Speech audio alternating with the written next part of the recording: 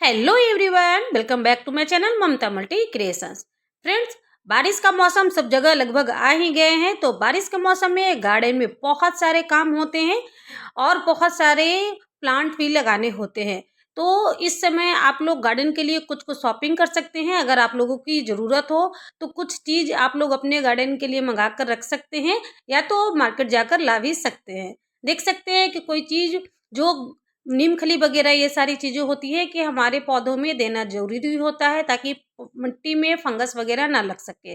तो कुछ-कुछ ज़रूरी चीज़ जो सभी गार्डनर के लिए ज़रूरत का सामान होता है। तो ये है फ्रेंड्स नीम खली का पाउडर। मैं 1 केजी मँगवाई हूँ, मुझे ज़रूरत था। पहले भी मैं मँगा कर रखी थी लेकिन अब खत्म हो गए थे तो मैं 1 किलो मँगवाई हूँ। और ये है डीएपी। डीएपी के दाने जैसे ये होते हैं कि प्लांट के लिए जैसे हल्का-फुल्का फर्टिलाइज़र देने के लिए होता है, तो ये सभी काम आते हैं। बहुत ही आसानी से इस फर्टिलाइज़र का यूज़ कर सकते हैं और बस 4 से 5 दाना देना होता है किसी भी प्लांट में, तो अच्छे से फ्लावरिंग और फ्रूटिंग देखने को मिलते हैं। खैर सब्ज़ी वाले, फल वाले पौधे में ना डालें, ये केमिकल फर्टिलाइज़र होता है। तो ये है पोटाश 1 केजी मैं मँगवाई हूँ। फूल वाले पौधे में थोड़ा बहुत आप लोग डाल सकते हैं। ऐसे तो मैं ज़्यादातर ऑर्गेनिक चीज़ें ही इस्तेमाल करती हूँ, आप लोगों के वीडियो में मैं दिखाती रहती हूँ। तो थोड़ा बहुत ज़रूरत पड़ता है कोई-कोई प्लांट पे, तो इसके लिए ये है पोटाश है होता है फर्टिलाइज़र। इससे फूलों में कलर, चमक वगैरह निकल कर आती है, फूलों का साइज़ बड़ा होता है। तो 1 केजी मैं मँगवाई हूँ। ये है पोटाश, रेड वाले पोटाश जो आते हैं। ये है फ्रेंड्स सीडलिंग ट्रे की भी बहुत ज़रूरत होती है। इस समय सीड्स लगाने होते हैं बहुत सारे सब्जियों के या फल के या फूल वाले पौधे भी आप लोग लगा सकते हैं। तो ऐसा डायरेक्ट मिट्टी में डालते हैं तो जर्मिनेशन होते हैं, कम होते हैं। लेकिन इस तरीके से सीडलिंग ट्रे रहते हैं छोटे-छोटे कैविटी वाले, तो बहुत ही अच्छे से इसमें जर्मिनेट हो जाते हैं प्लांट और इसको लगा निकाल कर कहीं पे लगाना बहुत ही आसान हो जाता है। ऐसे हम लोग गमले में सीड जब डालते हैं तो उसको किसी नुकीले चीज़ से फिर निकालना होता है। ये देख सकते हैं कि 4 इंच की गहराई वाले हैं, तो ये थोड़ा-सा मैं ली हूँ। 4 ट्रे है इसके और एक में अच्छे 100 कैविटी हैं लगभग इसमें। और इसका देख पा रहे हैं बहुत पतला है, बहुत ज़्यादा कोई इसमें मोटे वाले नहीं हैं और कॉस्टली वाले भी आते हैं, तो ये तो बहुत ही कम रेट में मुझे मिल गए हैं।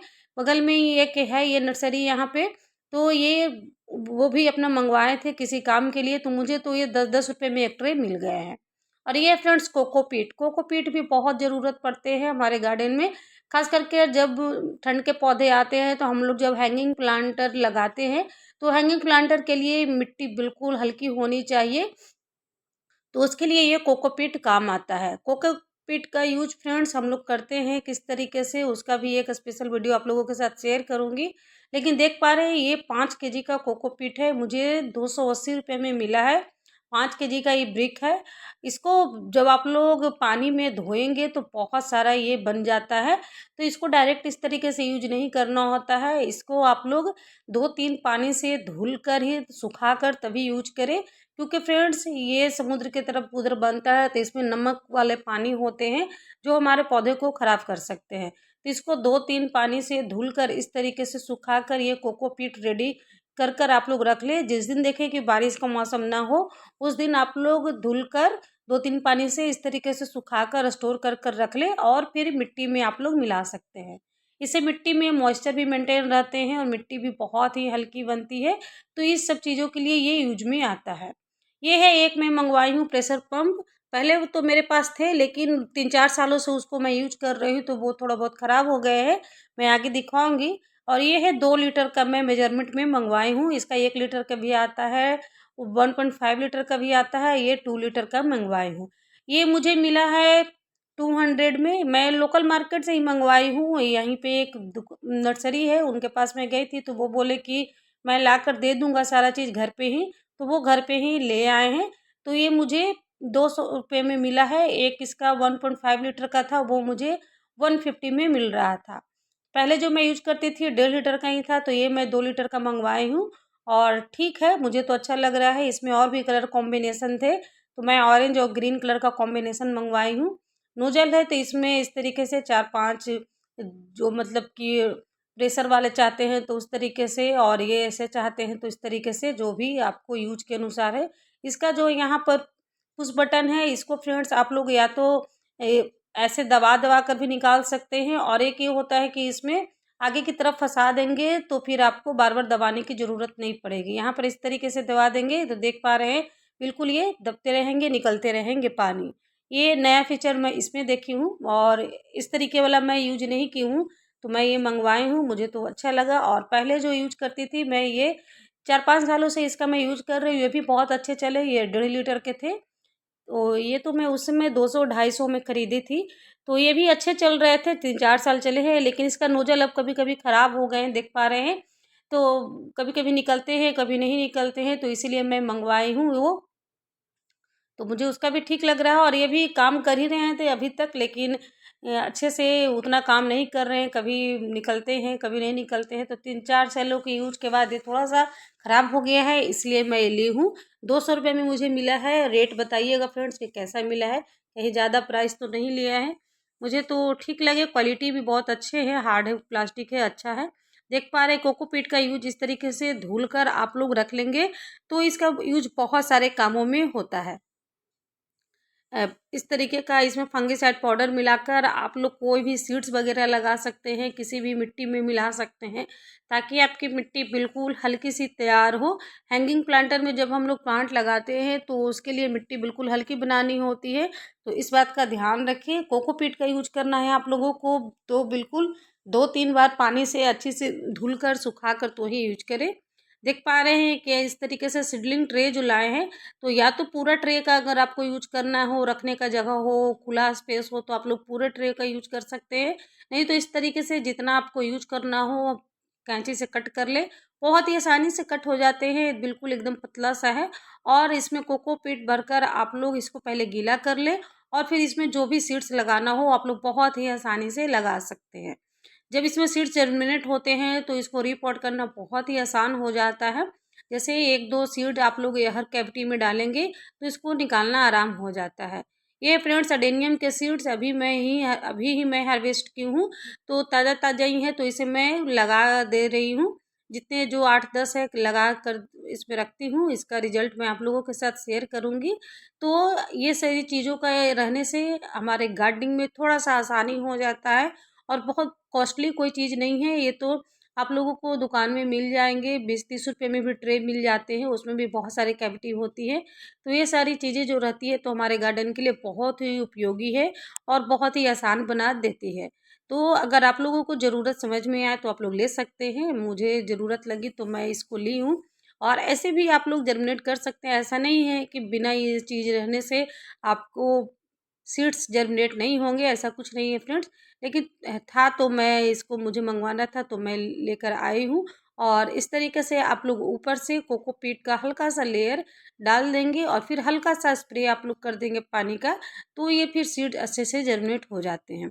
या तो फिर करें, देख पा रहे हैं ये मैं बालसम का सीड लगाई हुई थी। आप लोग अगर इस तरीके से बड़े गमले में लगा रहे हैं तो बहुत ज़्यादा कोकोपीट इसमें यूज नहीं करना चाहते हैं, तो आप लोग क्या कर सकते हैं कि नीचे की तरफ आप लोग मिट्टी भर दें, मतलब कि जो बेल्डन सॉइल रहती है वो, और फिर ऊपर से 1 इंच के लेयर में आप लोग कोकोपीट बिछा दें। तो इस तरीके से भी आप लोग सीड जर्मिनेट कर सकते हैं। मैं आप लोगों को दिखा रही हूँ, नीचे ये गमले के टुकड़े में रखी हुई थी, देख पा रहे हैं मैं नीचे मिट्टी भरी हुई हूँ, और ऊपर 1 इंच के ऊपर मैं कोकोपीट डाल दी थी।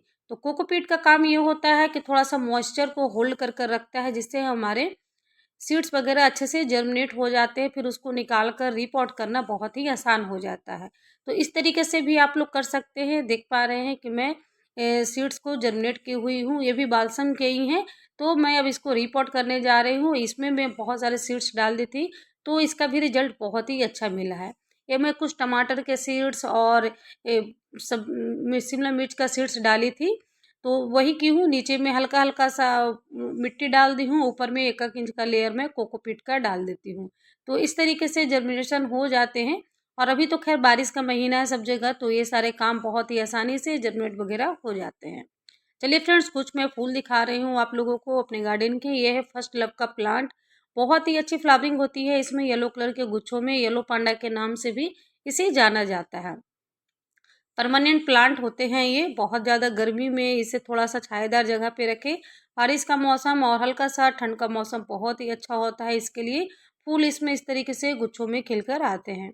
इसके और भी कलर होते हैं, डार्क रानी कलर और रेड कलर भी, वो भी बहुत ही सुंदर लगते हैं। थोड़ा-सा ये प्लांट रेयर होता है और कॉस्टली मिलता है। ये है अलमांडा की वैरायटी। अलमांडा के प्लांट भी बहुत ही अच्छे से फ्लावरिंग करते हैं। इस समय बारिश के मौसम में खास कर अलमांडा के तो मेरे पास 6 से 7 वैरायटी है, लेकिन मैं 2-3 वैरायटी आप लोगों को दिखा रही हूँ। इस समय आपके गार्डन में लगाने के लिए बहुत ही अच्छा प्लांट है। इसके एक बेल वाले भी प्लांट आते हैं, वो तो बिल्कुल फरवरी-मार्च के महीने से ही बिल्कुल भर-भर कर फ्लावरिंग देते हैं नवंबर-दिसंबर के महीनों तक। बहुत जब तेज़ ठंड होती है तब सिर्फ थोड़ा-सा वो रेस्ट की ओर जाते हैं, और ये भी अलमांडा की ही वैरायटी है। बहुत बड़े-बड़े फूल इसमें खिलते हैं। ये भी लगभग अच्छे से खिलने लगते हैं जैसे ही महीना आता है जून-जुलाई का, उसी समय से। ये हैं देसी वाले गुड़हल, जो मैं कटिंग से लगाकर बहुत ही आसानी से रेडी कर लेती हूँ। बहुत ही अच्छी वैरायटी होती है ये। कटिंग से लगाना इसको बहुत ही आसान होता है। बहुत अच्छे फ्लावरिंग करते हैं इसमें गुच्छों में, और बहुत ही कलर इसका सुंदर लगता है। तो आप लोग इस प्लांट को तो ज़रूर ही ऐड करें, कटिंग कहीं से भी मिल जाए तो इस समय कटिंग भी लगाना बहुत आसान है, अच्छे से लग जाते हैं। ये फ्रेंड्स कोचिया के प्लांट पूरी गर्मी और पूरी बारिश बिल्कुल अच्छे से चलते हैं। सीड से मैं जर्मिनेट की थी बहुत सारे, और बहुत खूबसूरत लगते हैं। बिल्कुल गर्मी के दिनों में आपके गार्डन में ग्रीनरी ऐड कर देंगे, और देखने में बेहद ही खूबसूरत लगते हैं। तो इस तरीके से आप लोग अगर रो में या तो राउंड बनाकर रखेंगे तो बहुत ही सुंदर लगेंगे, और देखने में ये ग्रीन कलर घास बेहद ही खूबसूरत लगते हैं। मैं इसे सीड से ही जर्मिनेट की हूँ। आप लोग इसको थोड़ा-सा प्रून कर शेप में रखेंगे तो गोल-गोल देखने में अच्छे लगते हैं, और अच्छे से चलते रहते हैं। इसको फुल सनलाइट पसंद है, पानी हल्का-सा मिट्टी में मॉइस्चर को मेंटेन रखें, और अच्छे से चलते रहते हैं। अक्टूबर-नवंबर में इसमें सीड्स बनना स्टार्ट होते हैं, तो उसके सीड्स को आप लोग हार्वेस्ट कर रख सकते हैं। जैसे ही फरवरी का महीना आए, आप लोग इसको सीड्स को जर्मिनेट कर बिल्कुल फ्री में बहुत सारे प्लांट्स रेडी कर सकते हैं। इस तरीके से आप लोग भी अपने गार्डन को डेकोर कर सकते हैं, बिल्कुल कम बजट में और कम खर्चे में, कम मेहनत में। खूबसूरती आप लोग देख पा रहे हैं, बिल्कुल ग्रीन अच्छे लगते हैं। ये फ्रेंड्स अपराजिता के प्लांट तो पता है कितने शुभ और कितने अच्छे होते हैं। डबल पेटल वाले हैं, मैं कटिंग से लगाई हुई हूँ, और इसके सिंगल पेटल वाले तो बहुत ही आसानी से आप लोगों को सीड से जर्मिनेट हो ही जाते हैं। तो कैसी लगी मेरी शॉपिंग और कैसे लगे मेरे फूल, ज़रूर कमेंट कर बताइएगा फ्रेंड्स।